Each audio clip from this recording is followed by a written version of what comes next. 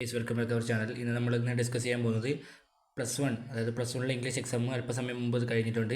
അപ്പോൾ അതിൻ്റെ നമുക്കൊന്ന് ആൻസർക്ക് ഒന്ന് ഡിസ്കസ് ചെയ്യാം. ഒന്ന് എല്ലാവരും ഒന്ന് സബ്സ്ക്രൈബ് ചെയ്ത് കമൻറ്റ് ചെയ്യുക.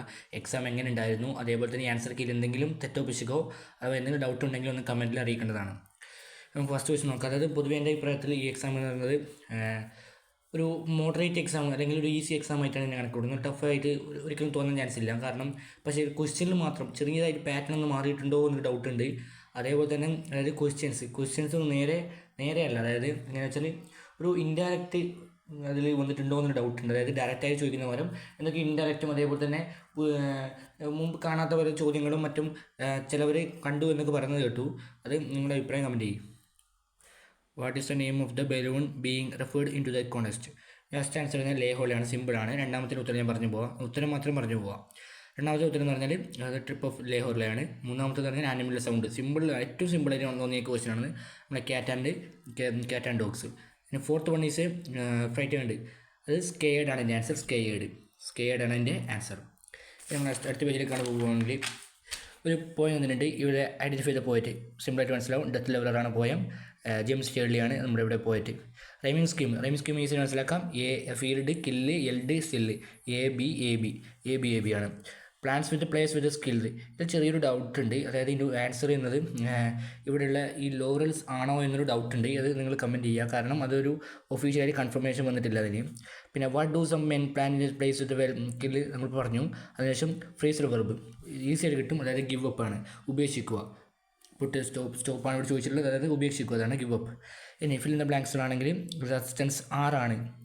ബി ആണെങ്കിൽ ബിസൈഡ്സ് ആണ്. ഓക്കെ. പിന്നെ റിപ്പോർട്ട് സ്പീച്ച് നിങ്ങൾ എഴുതിയിട്ടുണ്ടാവും വിചാരിക്കുന്നു. അത് വേണമെങ്കിൽ ഒന്ന് കമൻറ്റ് ചെയ്യാം, ഒന്ന് തരാതെ അയച്ചു തരാം. പിന്നെ if they had arrived earlier, അപ്പോൾ നിങ്ങൾക്ക് പെട്ടെന്ന് വർക്ക് ചെയ്ത് തീർക്കാം. അങ്ങനെ എന്തെങ്കിലും നിങ്ങൾക്ക് ഒതുക്കുന്ന ഒരു എക്സാമ്പിളായിട്ട് എഴുതാം. അതും ഞാനിപ്പോൾ ഡിസ്കസ് ചെയ്യുന്നില്ല. 12th വൺ അത് സിമ്പിൾ ക്വസ്റ്റ്യൻ ആയിരുന്നു. അതായത് അഡ്വൈസ്. ഒരു സൂര്യ പോകുമ്പോൾ നിങ്ങളുടെ ഫ്രണ്ട്സ് നിങ്ങൾ കൊടുക്കുന്ന ഒരു അഡ്വൈസ് സിമ്പിളായിട്ട് കൊടുക്കുക. അതായത് നിങ്ങൾ കഴിഞ്ഞത്ര ഡിസ്റ്റൻസ് പാലിക്കണം, മൃഗമായിട്ട് ഡിസ്റ്റൻസ് പാലിക്കണം. അതേപോലെ സൈലൻസ് ആയിട്ട് നിൽക്കണം. പിന്നെ ബാക്കി മാനേഴ്സ് നിങ്ങൾ പാലിക്കണം. അങ്ങനെ കൊടുക്കാം. പിന്നുള്ളത് ഇത് മാക്സിമം ഷോർട്ടായിട്ട് എഴുതാമെന്ന് ഈ പരിപാടി. അത് 1/3 ആയിട്ട് എഴുതണം എന്നാണ് പറയുന്നത്. അത് കുറച്ച് കുഴപ്പിച്ചു എന്ന് ഡൗട്ട് ഉണ്ട്. പിന്നെ ആലിസ് മാഗിൻ ക്ലിഫോർഡ്, മാഗിയുടെ ക്യാരക്ടർ സ്കെച്ചാണ്. സിമ്പിളായിട്ട് എഴുതാൻ പറ്റും. നമ്മളൊരു ഇതാണ്, അതായത് നമ്മുടെ പ്രൊഫൈൽ റൈറ്റിംഗ് ആണ് അതിനുള്ളത്. നമ്മുടെ റണഗഞ്ചിയിലെ ഒരു ക്വസ്റ്റ്യൻ ആണ്. റണഗഞ്ചിയിലെ മൂക്കെടുത്ത ഹസൻ, അതായത് അവർ കുറ്റം പറഞ്ഞതിന് നിങ്ങൾ അഗ്രി ചെയ്യുന്നു ഇല്ലയോ എന്നതിനെക്കുറിച്ച് നിങ്ങൾക്ക് എഴുതാം. എറേഴ്സ് എങ്ങനെ ഉണ്ടായിരുന്നല്ലോ, ഞാനത് നോക്കിയിട്ടില്ല. അതുകൊണ്ട് എറേഴ്സിനെ കുറിച്ച് എനിക്കറിയില്ല. പിന്നെ നിങ്ങളുടെ നാട്ടിൽ ടീച്ചർ, അപ്പോൾ നിങ്ങൾക്ക് അതായത് നിങ്ങളുടെ നാട്ടിലെ ടീച്ചർ, അത് ആ ക്വസ്റ്റ്യനിൽ നിന്ന് നമുക്ക് ടേർട്ടിൽസിനെ കുറിച്ച് ചോദിക്കാതെ നമ്മുടെ നാട്ടിലെ കുറിച്ച്, അതായത് നമ്മുടെ പോയിന്റ് ഓഫ് വ്യൂ എഴുതാൻ വേണ്ടിയിട്ടാണ് ഒരു ക്വസ്റ്റ്യൻ തന്നത്. അതിനുശേഷമുള്ള എല്ലാവരുടെ ലൈൻ നമ്മുടെ ഏതാണ് നമ്മുടെ മൗണ്ടെയിൻ, നമ്മുടെ സൺസെറ്റ് വിസിറ്റ് ചെയ്യുന്ന പാടമില്ലേ, പാടത്തിൻ്റെ പേര് മറന്നുപോയി. അത് ആ പാടത്തിൻ്റെ പേര് പെട്ടെന്ന് മറന്നുപോയി. ഓക്കെ, എടുക്കട്ടെ. മഹാത്മാഗാന്ധിയുടെ എസ്സേ സിമ്പിളായി ചെയ്ത ഫ്ലവർ ഓഫ് ഇതിൻ്റെ ഒരു ഇത് കഴിക്കാം. ഇതിൽ കുറച്ച് പേർക്ക് ഈ വേർഡ് എന്താണെന്ന് മനസ്സിലായില്ല എന്ന് പറയുന്നത് കേട്ടു. എനിക്കറിയില്ല, എക്സാം കാർഡിൻ്റെ പുറത്തുനിന്ന് കേട്ട സംഭവമാണ്. അപ്പോൾ നിങ്ങൾക്ക് എങ്ങനെയാണെന്നൊന്ന് കമൻറ്റ് ചെയ്യാം. ബാക്കിയൊക്കെ നമ്മൾ ഡാറ്റ ക്വസ്റ്റ്യൻ ആയതുകൊണ്ട് ഇതിനൊന്നും ഡിസ്കസ് ചെയ്യേണ്ട ആവശ്യമില്ലെന്ന് തോന്നുന്നു. അതായത് ആപ്ലിക്കേഷൻ ലെറ്റർ എല്ലാവരും പഠിച്ചിട്ടുണ്ടാവുമെന്നാണ് ഞാൻ വിചാരിക്കുന്നത്. പിന്നെ അതേപോലെ അടുത്തതാണ് ഇവിടെയുള്ളത് ഒരു അതായത് സെൽഫ് കോൺഫിഡൻസ്. നമ്മുടെ സെൽഫ് കോൺഫിഡൻസിനെ കുറിച്ചൊരു സ്പീച്ച്.